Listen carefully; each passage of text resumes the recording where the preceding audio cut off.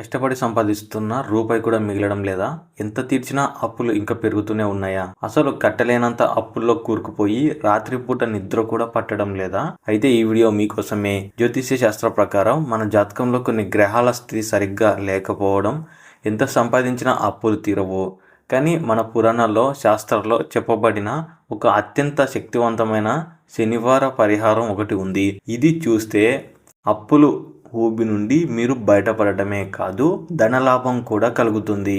అది ఏంటో ఈ వీడియోలో వివరంగా తెలుసుకుందాం. అసలు అప్పులు ఎందుకు అవుతాయి? జాతక చక్రంలో 6వ ఇల్లు రుణస్థానం బలహీనంగా అయినప్పుడు, లేదా అంగారకుడు మార్స్ శని ప్రభావం ప్రతికూలంగా ఉన్నప్పుడు అప్పులు పెరుగుతాయి. ముఖ్యంగా అప్పులు తీర్చాలనుకునే వారు మంగళవారం అప్పు తీర్చడం మొదలు పెట్టాలి. కానీ పొరపాటున కూడా మంగళవారం అప్పు తీసుకోకూడదు.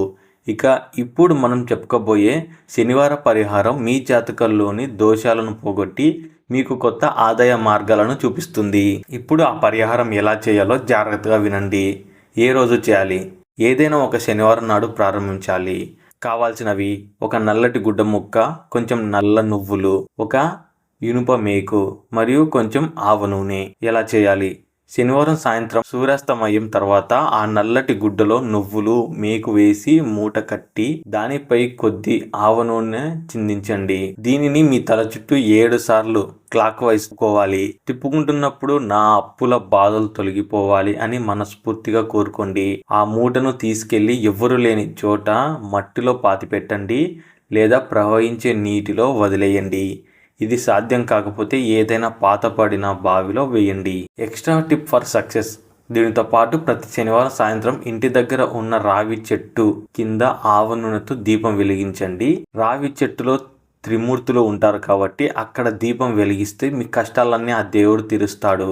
అలాగే సాధ్యమైనంత వరకు శనివారం నాడు పేదవారికి లేదా కుక్కలకు ఆహారం పెట్టండి. మీ చేతులతో చేసే ఆ చిన్న దానం మీ కర్మ దోషాలను త్వరగా తొలగిస్తుంది. గుర్తుంచుకోండి, నమ్మకంతో చేసే ఏ పనైనా ఫలితం ఇస్తుంది. ఆ పరిహారాన్ని కనీసం 5 శనివారాలు పాటించి చూడండి. మీ జీవితంలో వచ్చే మార్పును మీరే గమనిస్తారు.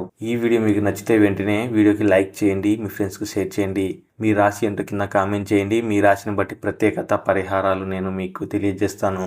మరిన్ని ఆసక్తికరమైన ఆస్ట్రాలజీ అప్డేట్స్ కోసం మన ఛానల్ని ఇప్పుడే సబ్స్క్రైబ్ చేసి బెల్ ఐకాన్ని యాక్టివేట్ చేసుకోండి.